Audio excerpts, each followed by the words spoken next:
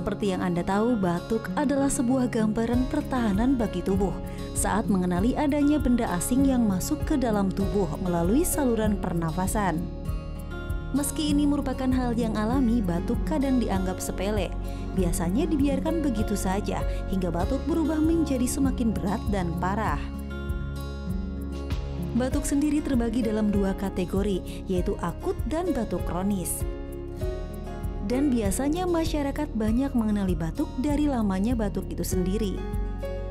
Jenis batuk yang biasa dikenal masyarakat adalah batuk kering, batuk berdahak, dan batuk kerjan atau batuk 100 hari, yaitu bila batuk terus dialami selama lebih dari 3 bulan atau lebih. Pemirsa, sebagai langkah awal biasanya masyarakat mengatasi batuk mereka dengan menggunakan obat yang bebas ditemui di pasaran tanpa mengenal jenis batuk apa yang mereka alami. Lalu apa yang harus dilakukan jika batuk tak kunjung reda?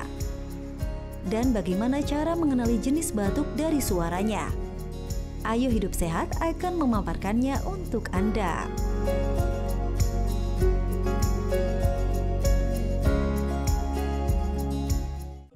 Nah, kita mau bahas mengenai batuk. Batuk itu bermacam-macam. Kadang-kadang kalau ada orang masuk terus kita itu maksudnya biar dia sadar. Itu maksudnya apa tuh? Ya, itu maksud kode maksudnya supaya orang sadar gitu kadang-kadang. Nah, tapi dari batuknya orang tuh bisa sebenarnya mengenali sebenarnya orang ini penyebab batuknya apa. Cukup dari suara batuknya saja ya, Mak. Iya. Dan kita bisa kenali batuk hanya dari suaranya. Oleh karena itu kita undang Dr. Adityo Susilo, spesialis penyakit dalam. Halo, selamat siang, siang, Dok. Nah, Dr. Adityo ini konsultan penyakit dalam dan konsultan penyakit tropis dan infeksi juga. Iya. Tentu sering menghadapi kasus teman orang batuk ya. Tentu misalnya orang batuk nih. Nah, itu kan rasanya agak kesel tuh berarti. Nah, jadi kalau kita pulang ke rumah, orang udah mulai gitu. Nah, itu hati-hati. Itu maksudnya apa tuh? Apalagi kalau dosen yang begitu. Itu maknanya ambigu ya. Maknanya lain jadinya ya, betul. Coba kita lihat mitos dan fakta berikut ini ya. Coba, setiap batuk bisa dikenali nih penyebabnya dari suaranya. Mitos atau fakta? Untuk yang ini mitos. Mitos. Mitos. Karena sebetulnya batuk itu bukan penyakit.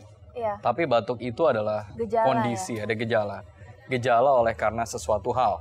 Jadi seringkali penyebab ini dia bisa menimbulkan gejala yang overlap satu dan yang lain. Gitu. Jadi artinya batuk dapat dikenali murni hanya dari batuk dapat dikenali hanya murni dari suaranya, itu rasanya itu mitos. Nggak bisa, itu bukan kode ya coba ya. Itu mitos. Nah, memang dengan gitu memang batuk itu kadang-kadang menjadi suatu hal yang fisiologis ya, yang normal karena dia mengusir ada benda asing dalam tubuh kita. Nah, berikutnya Dr. Sila. Nah, selanjutnya nih, katanya setiap batuk dapat memerlukan antibiotik agar cepat sembuh. Mitos atau fakta, Dok? Kalau yang satu ini juga mitos. Karena Mitos. Karena kembali lagi bahwa penyebab batuk itu kan bervariasi.